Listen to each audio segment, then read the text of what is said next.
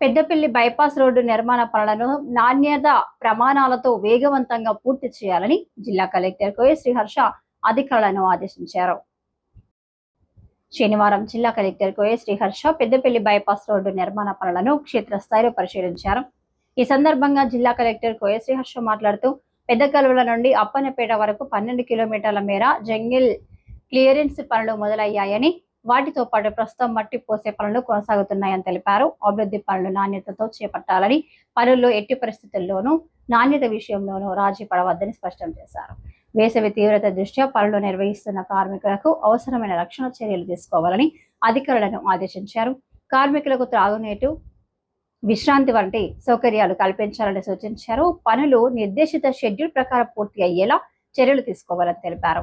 ఈ పర్యటనలో E.R&B housing సంబంధిత శాఖల అధికారులు, కాంట్రాక్టర్ ప్రతినిధులు తదితరులు పాల్గొన్నారు.